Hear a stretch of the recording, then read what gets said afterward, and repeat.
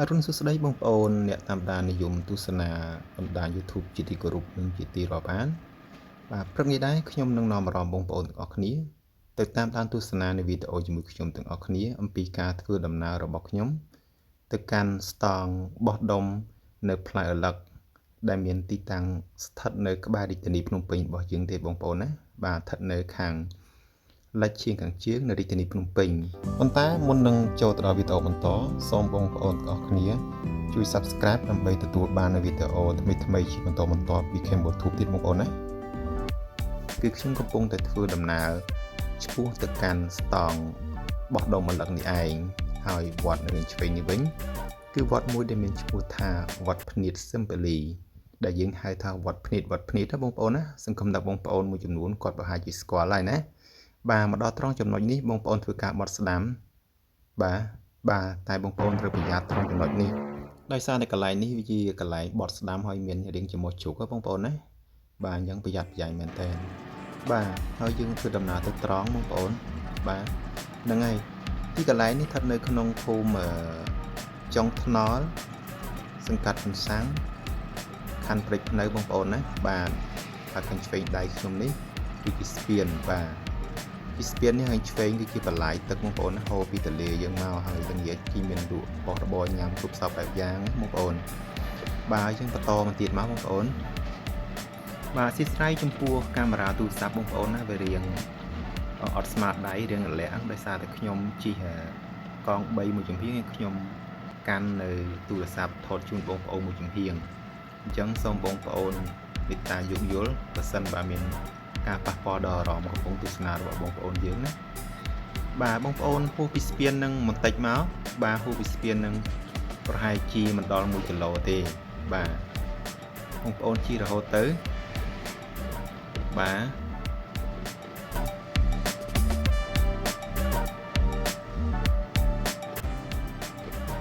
ហ្នឹងហើយបងប្អូនបាទ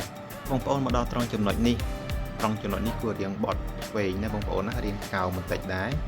ក្បែរបូរីខាងស្នាមដៃនេះបាទបងប្អូនយើងបន្ថយល្បឿនទីមកបងប្អូនបត់ឆ្វេងទៅណាបងប្អូនណាបាទបងប្អូនធ្វើដំណើរពីកន្លែងបត់ឆ្វេងនេះប្រហែលជាមិនដល់1គីឡូដីទេបងប្អូនបាទប្រហែលជាទង500-600 ម៉ែត្រទេបាទហ្នឹងហើយបាទនេះគឺជាទស្សនវិជ្ជានៅតាមដងផ្លូវដែលយើងកំពុងជិះទៅលេងនេះបងប្អូនណាស្ថិតនៅក្នុងសង្កាត់កំសាំងខណ្ឌព្រែកភ្នៅបងប្អូនណាហើយឆ្វេងនេះគឺជាបូរីដែរបាទយើងជិះតិចៗណាបងប្អូនខ្ញុំជិះតិចទេណាបងប្អូនណាបាទហើយខ្ញុំបានកាត់តអីយកទៅនេះទេដោយសារខ្ញុំជិះតិចយ៉ាងនីតិវាដើរតាមក្នុងលក្ខណៈធម្មតាជូនបងប្អូនយើងណាបាទទីតាំងស្តង់លក់អលឹកមួយកន្លែងនេះគឺជាស្តង់អលឹកខ្មែរយើងបងប្អូនណាបាទ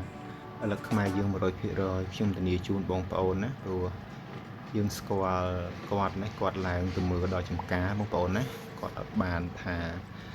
នេះទេណាអត់យកពីខាងកើតឬមួយក៏អីទេជាស្តង់ខ្មែរយើងណាបាទអលឹកខ្មែរយើងណាបងប្អូនណា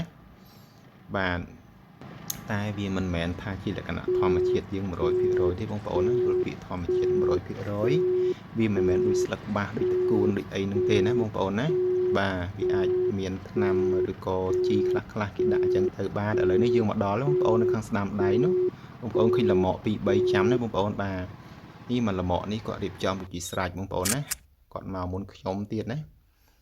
បាទលឹកនេះមិនលឿពី50 ឡូទេបងប្អូនរៀងល្អគ្រាន់បើណាបើយើងមើលតាមជាក់ស្ដែងទៅណាបាទរៀង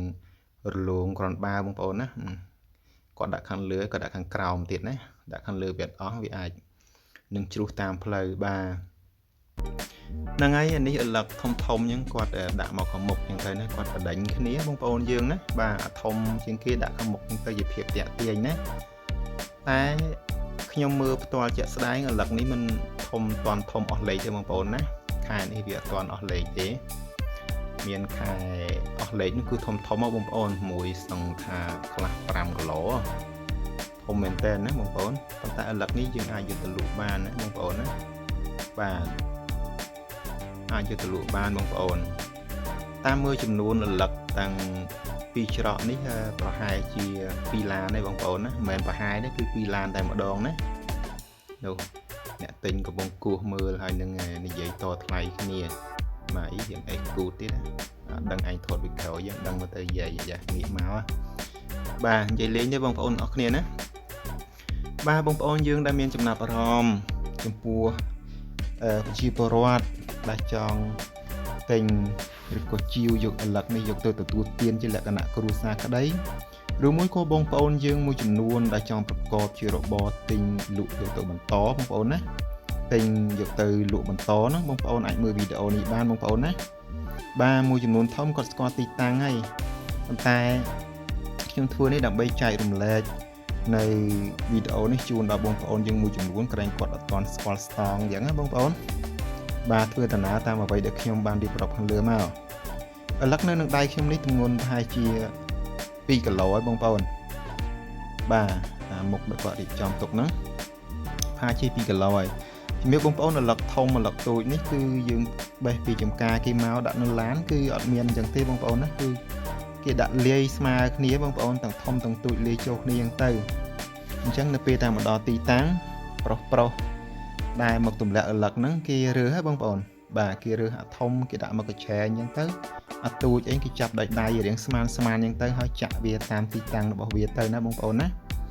ហើយអ្នកលក់ហ្នឹងក៏គេឆែបន្តទៀតដែរណាគេលោមានអាធំមកលាអាទូចទៅលាអាធំអញ្ចឹងទៅបងប្អូនបាទនេះអ្នកទិញអ្នកលក់នេះកំពុងតែនិយាយមិនទាន់ត្រូវថ្លៃគ្នាទេបងប្អូនណា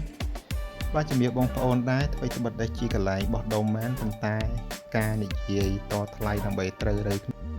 វាជារឿងដែលត្រូវចាំបាច់បំផុតណាបងប្អូនណាទោះបីជាការលក់បែបលក្ខណៈបោះដុំក៏ដោយបងប្អូនយើងណាបាទបញ្ជាក់ដែរបងប្អូនឥឡូវទាំងអស់នេះត្រូវបាននាំចូលពីខេត្តក្នុងប្រទេសកម្ពុជារបស់យើងទេបងប្អូនណាឥឡូវនេះខេត្តកំពង់ធំបងប្អូនណាបាទមានតាំងកំពង់ធំមានតាំងកំពង់ចាមមានឧត្តរមានជ័យមានលក្ខព្រះវិហារទៀតណាបងប្អូនយើងបាទនឹងនៅពេលដែលតំបន់ណាមួយដែលវាអស់គាត់ត្រូវឡើងទៅស៊ើបទៅសួរអញ្ចឹងទៅបងប្អូនយើងណាដើម្បីយកមកបន្តលក់ជូនភៀវអញ្ចឹងដែរបាទពេលខ្លះគាត់ទៅឡើងទៅយកមកយប់ពីរយប់ហ្នឹងទៅមើលដល់ចការបងប្អូនយើងបាទដោយឡែកពេលខ្លះចាំមកដើភ្លៀងអញ្ចឹងឥឡូវបេះទាំងភ្លៀងទាំងអីទៅជាប់នឹងដីក្រហមដែលអីខ្លះអញ្ចឹងណាបងប្អូនបាទឲ្យតែឃើញលក្ខណៈដីក្រហមហ្នឹងគឺលឹកមកពីកំពង់ចាមយើងបងប្អូនយើងណាបាទ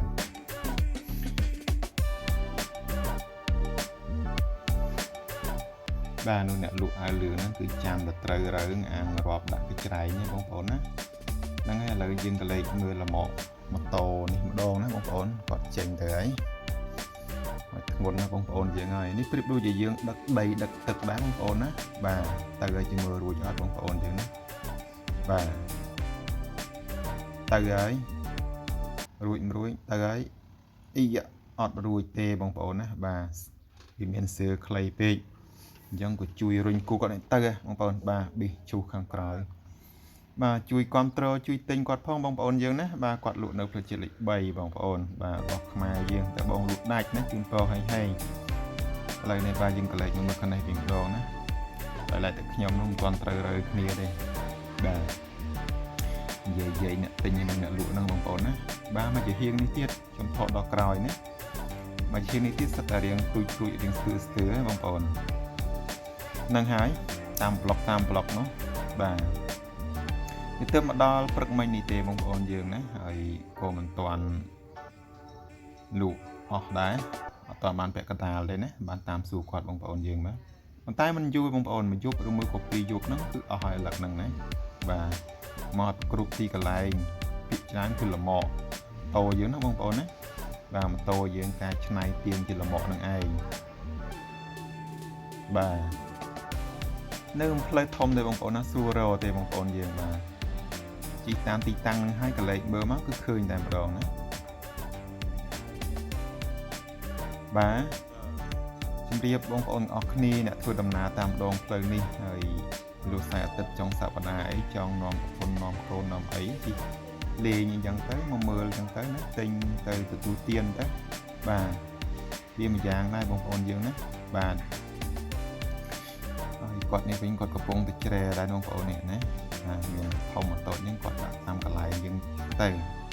បាទឥឡូវនេះត្រឡប់មកដល់នេះវិញបាទត្រូវរើគ្នាហើយបាទរវាងអ្នកទិញអ្នកលក់ហើយមួយថងនេះប្រហែលជាមិនប្រហែលទេបងប្អូនគឺមួយថងនេះចំនួន10ព្រលឹកបងប្អូនណារៀងទូចដែរ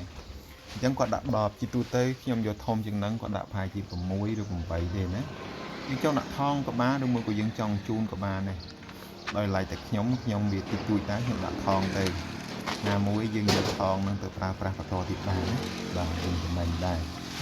បាទដូចជាលម្អពីមុខអញ្ចឹងវាអាចរៀបចំទៅដល់ហ្នឹងគេលក់តាមផ្លូវតែម្ដងអាហ្នឹងក៏វាមួយយ៉ាងរបស់គេដែរណាតែខ្ញុំយកចំនួនតែ5ឡូទេបងប្អូនយើងណា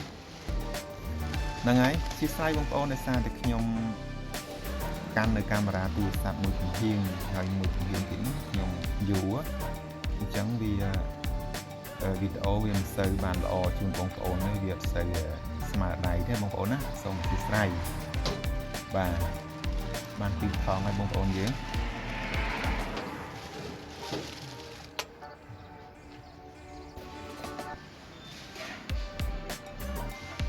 បាទនេះថងទី3ហើយបងប្អូនធ្ងន់ណាបងប្អូនធ្ងន់រាល់ដងខ្ញុំលើកដៃ2បងប្អូនបាទថាខ្ញុំយួរមួយជំហានហើយមួយជំហានតិចខ្ញុំត្រោក្រោមណាតែដែលនេះដោយសារតែខ្ញុំថតពីសកម្មភាពជាក់ស្ដែងជីវិតអ្នកយកឥឡូវទៅលក់ដូចបែបនេះឯងបងប្អូនណាបាទមុនគួរសមដែរដៃជំហានបងប្អូន10ឥឡូវផ្លែទូចបងប្អូន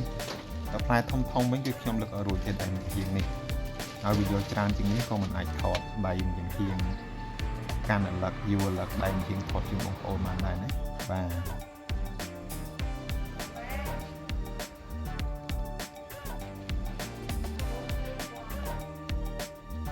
ទៅហើយបងប្អូនយើងណាបាទ